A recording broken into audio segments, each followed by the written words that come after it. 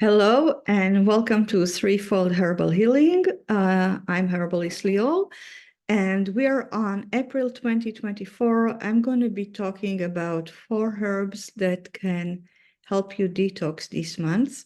I'm talking about the herbs that can support the 4 organs of detox and the liver, the kidneys, the lymph, and the skin. And today I'm going to talk specifically about the kidneys and stinging nettle. Um, I just want to give you a context because as we are approaching spring, today you are not really feeling like spring day, but yesterday it felt like spring day. We tend to want to do some cleansing. And stinging nettle, just now, it's starting to pop in my garden. And I'm intrigued about the way that Mother Earth provide for us right when we need it. Because in the same way that I wouldn't dream to put new plants in my garden in the spring, put seeds without cleaning the garden, in the same way you don't want to put seeds into your next season, into the next year, without cleaning your body first. So, and stinging nettle and other plants too just show up this time of the year, right when we need it. It warms my heart. So before we start to talk directly about stinging nettle, let's talk about the kidneys, because in order to understand what stinging nettle does, you have to have some basic information about the kidneys. So what is the kidney doing? The kidney is working in 2 ways to achieve one thing. The kidney is in charge of balancing the fluids to mineral balance in your body.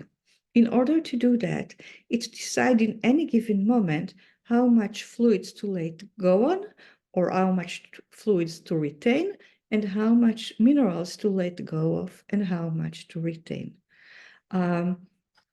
Yeah, that's basically what the kidney does. And it does that, either by, when you eat something very salty, the kidney, so your minerals in your body will go up.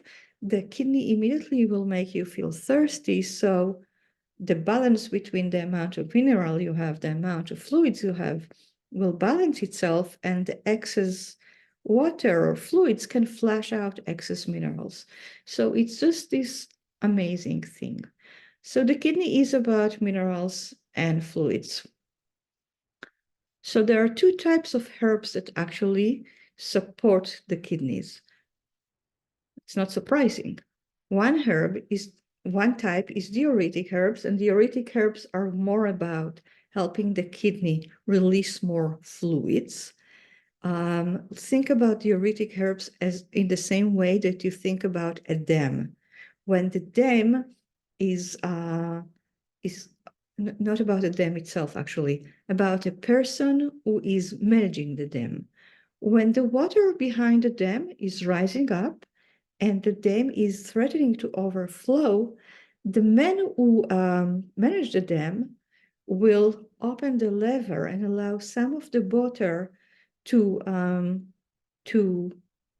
spill out, so the amount of water wouldn't be too high and it's not going to break the dam altogether.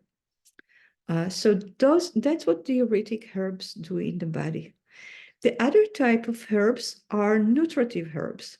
Nutritive herbs have a lot of minerals and sometimes proteins in them, and they are very nourishing. You can think about them like you would think about superfoods. You can use them when you have specific deficiency, but also to prevent deficiency and to improve your overall energy and well-being. So let's talk about nettle now. Now we have some basics. Let's talk about nettle and how nettle works in the body. Nettle is a diuretic alternative, so it works on damp conditions. It is used for something that herbalists call the bad blood condition. Bad blood condition is a condition in which the fluids in the body, so mostly blood and lymph, slows down. It's like a traffic jam. And what happens then is that not enough nutrient reach the cells and not enough waste is emptied from the space between the cells. So you have your cells not getting enough nutrients, so they are starving and it's hard for them to produce energy, but they are also floating in junk. So that condition can express itself in different ways. One way it can express itself is in skin condition, like eczema and boils. Another way it can express itself is in arthritis or stiff, inflamed joint when junk is deposited or minerals are deposited in joints. Another way is stagnation in the lymph. That might look like edema or varicose veins or spider veins or even hemorrhoids. So different people manifest similar problem, like root cause, in different ways. Nettle can also help dissolve waste product of protein consumption. That is important because when you eat protein, on the breakdown of protein, you produce nitrogen, and nitrogen is inflammatory. It's toxic for the body. It's acidic. So the liver needs to break down recycle. It's breaking down and recycling and making that nitrogen water soluble. What the liver is doing is making nitrogen into uric acid. That's where urine come from, the name uric acid. And nettle can actually help the liver do that process, create the uric acid that is water soluble, so it can be eliminated with the water from the kidneys, which is awesome. Other two conditions that can benefit from the idea that nettle is diuretic and alterative are gout and arthritis. In gout, the body take crystal of uric acid and deposited them usually far away from the heart in places like the feet, the toes.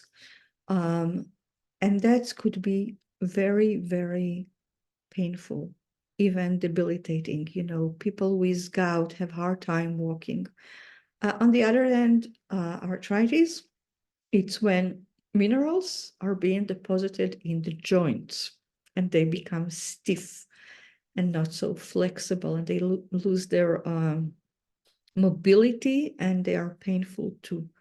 So nettle can help break down and dissolve those minerals and again take them to the kidney so they can be flushed out. Since nettle is a diuretic, so it helps flush out, it's kind of stimulate the kidneys. It has this ability to also help the kidney, because if you have kidney inflammation, not a pleasant condition, it's actually a very serious condition, or even just a UTI condition, nettle can help, because the more you flush, the more it cleans the area, it washes the area. Okay, now let's look at nettle as a nutritive herb, as something that can provide nutrition. And I want to start by sharing a legend or a story that by Hans Christian Andersen. I had his book as a child and I loved it so much, so I want to share this story with you. It's a story about 12 children, 11 princes and 1 princess.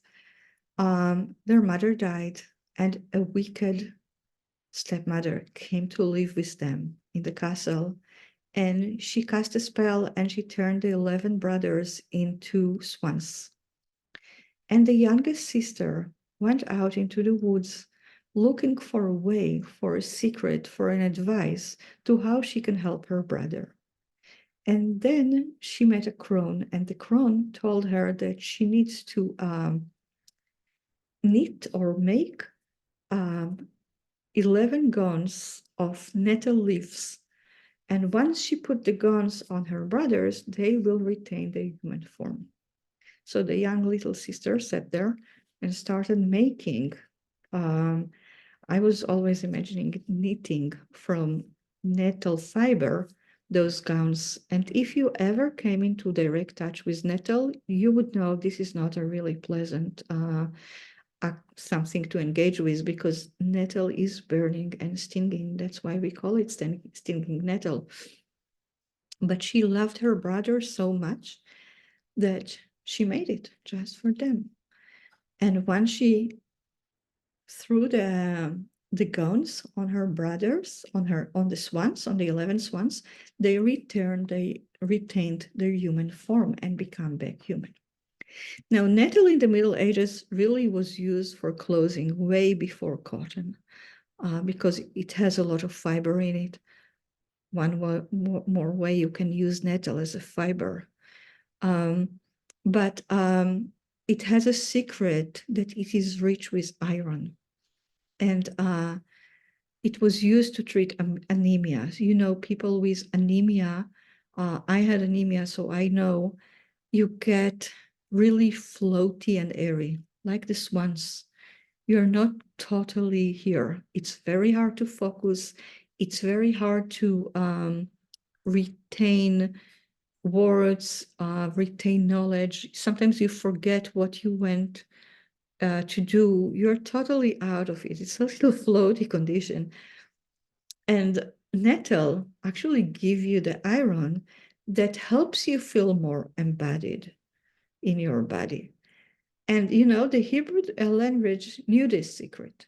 So in Hebrew, the word Adam means human, and the word dam mean blood, because the secret for us being embodied in our body is really the iron.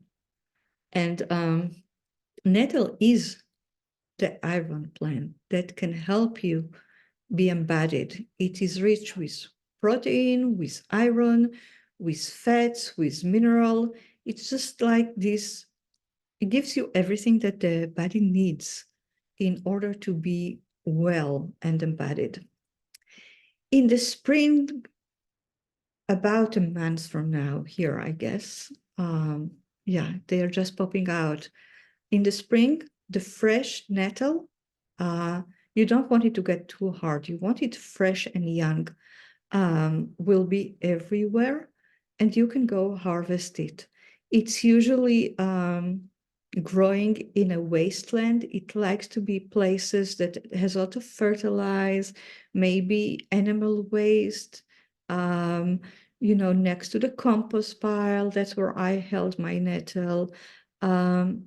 Humid soil. It's really like really fertile soil. Just check out that it's an area that nobody sprays. And don't forget to put your long sleeve pants and long sleeve shirt and gloves when you go to harvest nettle, because although this thing is actually healthy for you, it was used in the Middle Ages. People used to flog themselves with nettle because it was good for arthritis, the sting. But this sting is very harsh, and I personally am not going to harvest nettle without the gloves and long sleeve clothes. That is nettle for you. I hope you found it beneficial. Last word is that for using nettle, you can make a nettle soup like you would do with spinach, and you can saute it and do a scrambled egg. Once you cook the nettle, either saute or cook, it's not stinging anymore. It loses the sting, so, but it still keeps all the minerals and proteins and iron. So soup or saute with eggs, or you can make spanakopita with nettle. That sounds lovely for me. That's for today. See you next week. Bye.